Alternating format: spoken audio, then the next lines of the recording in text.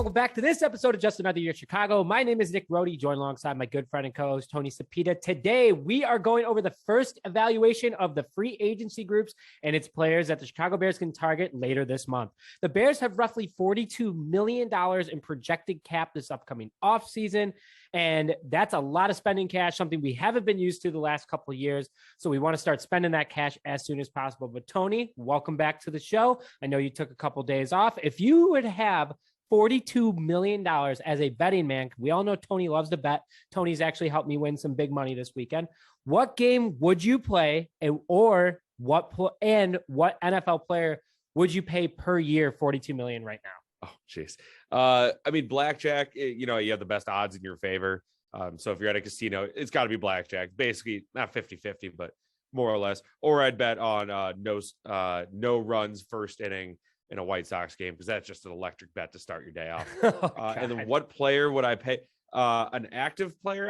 I mean, I guess it would have to be, Cooper Kupp. I don't know, man. He's incredible. He's so I know good. he's definitely not worth it. So don't be like, oh, what? He's only worth X amount of money. I get it. But man, he's invaluable. That's how I would put it. Would you say he's worth more than Devontae Adams right now?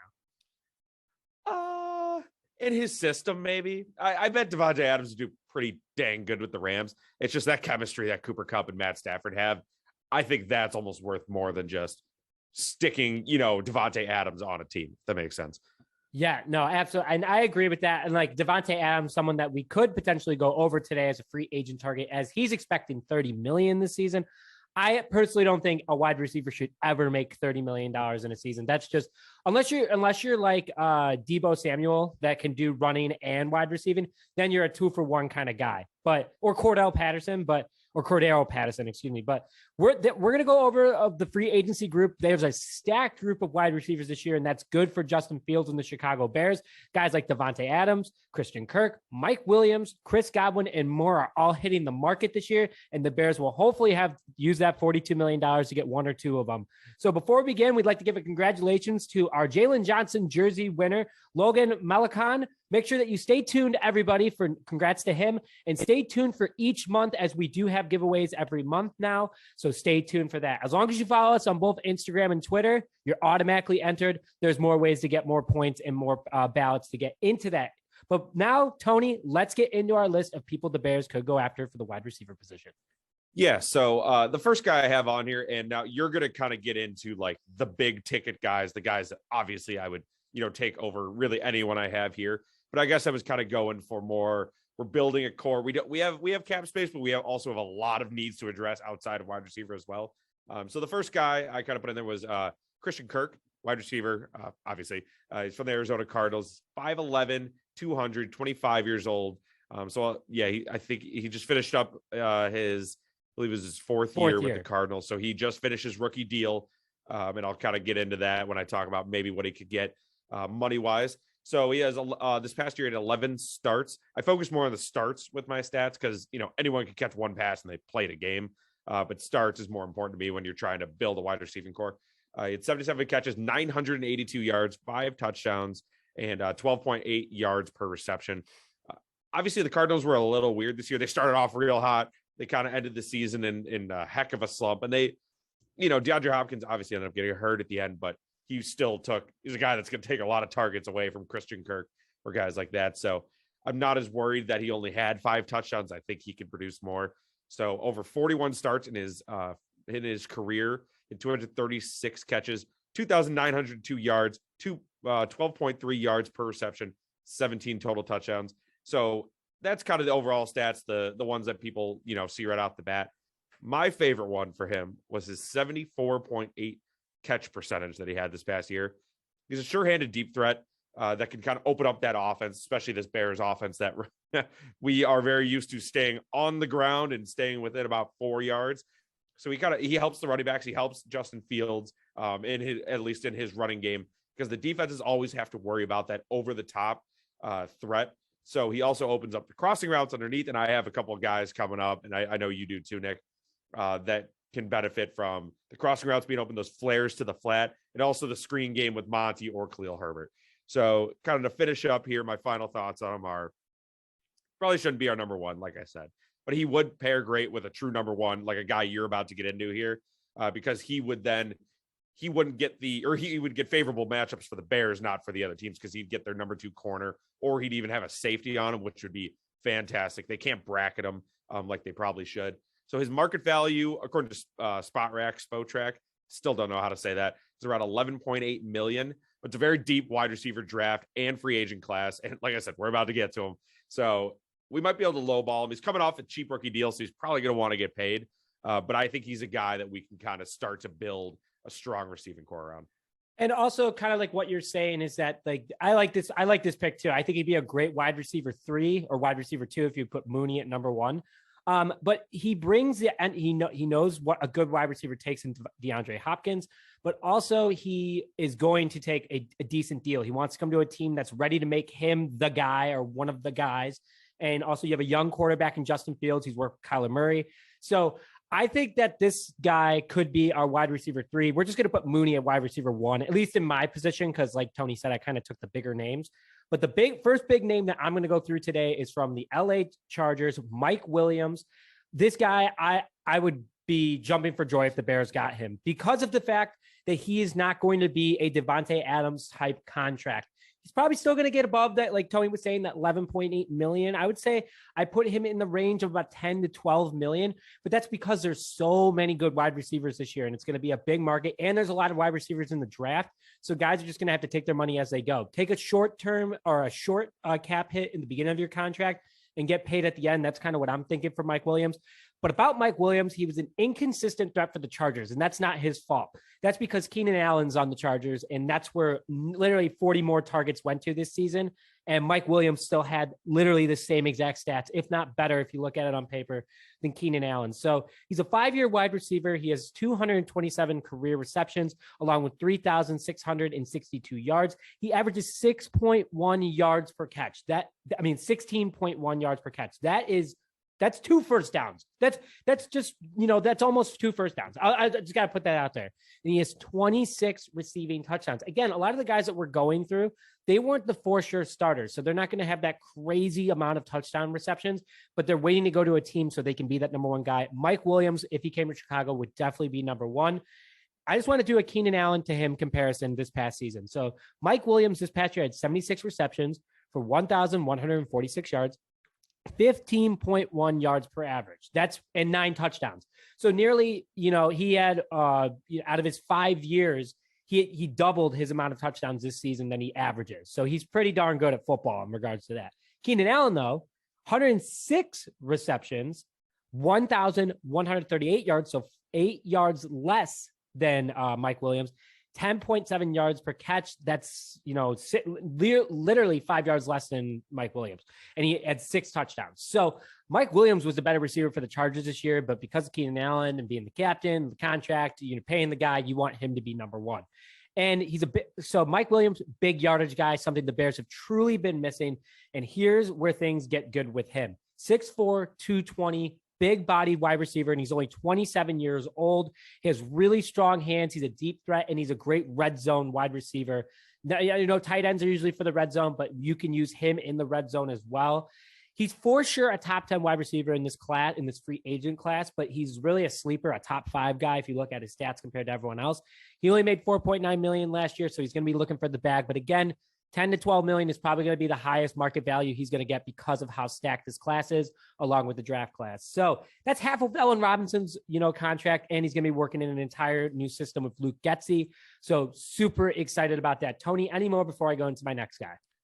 I completely agree with you. Another guy that took away a lot of his targets and his stuff was Austin Eckler too. Yep. A good receiving back. So definitely a guy that hopefully he can kind of get lowballed because he maybe didn't produce as much as we know he could have, just wasn't given the opportunity.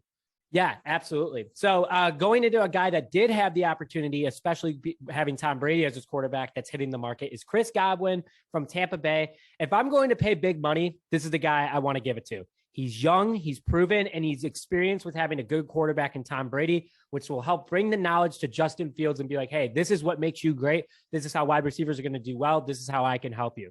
6'1", 208 pounds, so short, stocky. But if you look at him, he's a tank.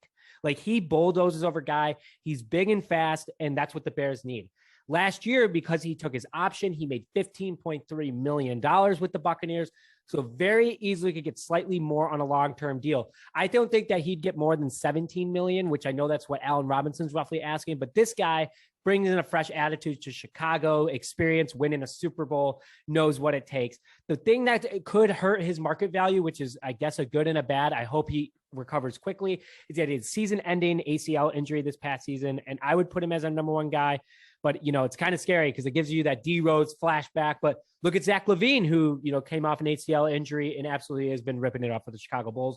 So his stats very quickly: fifth-year wide receiver, 342 receptions, 4,643 yards, 13.6 average yards per catch, 29 touchdowns. But last year he had 98 receptions, 1,100 yards receiving, 11.3 average, and 5 touchdowns before his injury. So overall, a good option for the Bears. I think it's the best bang for your buck. You're getting a young guy, but you are giving him the bag. So could be a good one. But Tony, I like your next pick as a very low-key sleeper for this draft or this class.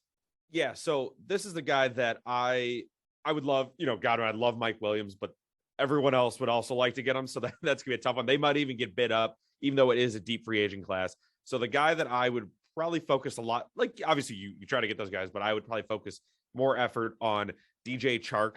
I love this guy, mostly because I draft him in fantasy every year. Love him. 6'4", 198 pounds, 25 years old, coming off a rookie deal. Another guy. He's 2019 Pro Bowler. Again, he coming off an injury, fractured left ankle. So thankfully it's not like a ligament injury necessarily. So it should kind of be all good to go there. He has 30 starts in his career, 147 receptions, over 2,000 yards, 2,042 to be exact, 15 touchdowns, 13.9 yards per reception. And he's just been stuck on one of the worst teams in football. I know Allen Robinson obviously came from the Jaguars, but at least they were kind of competitive at times. This has just been in the past couple of years. I mean, I've forgot about DJ Chark for a while if I didn't have him on my fantasy team, and it's not his fault because he works downfield. His average, this is my favorite stat for him, his average depth of target when targeted has steadily increased every year, got all the way up to 16.3 yards this year. Obviously, it's a small sample size. He only played 4 games before getting injured, but he averages 18.6 yards before the catch per reception. So he is downfield. That is as downfield as Tony, you're get. bringing the analytics today, man. Holy cow. They caught my eye. I wondered if it didn't just absolutely shock me that this guy, I knew he got downfield, but pretty good. And also, when you get downfield, pretty good, but you got to catch the ball, right? 9 total drops in 265 career targets, 3.4 drop percentage. I think the Bears had like the most drops this year too. Yeah, we had 6, by Demir Bird in one game. So if you ever watch him play, though, he's a playmaker. He is a guy that he will go get the football. I love watching him play. Only good part about watching Jaguars games the past few years. So his market value is similar to Christian Kirk, actually. It's 11.9 million, actually. So a little more, but it's another guy that might get screwed by that big influx of wide receivers. Like we said, Mike Williams, Godwin probably going to get the bag. So that kind of just reduces everyone's cap space, although people might be fighting over him. However, he, again, is coming off an injury, and that's, in the NFL, it's a business. Everyone's an asset. So that will probably ding his price a little. Again, lastly, he's coming off a cheap rookie deal. He's going to want to get paid. So that is those are the big guys that I kind of want. And this would be a guy I would love to pair with a deep threat over the top, with a DJ Chark, with a Chris Godwin. That would be Emmanuel Sanders. Emmanuel Sanders, 5'11", 180.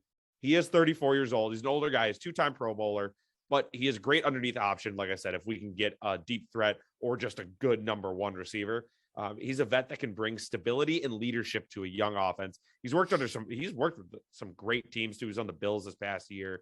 So it'd be great to have him around that probably young receiving core.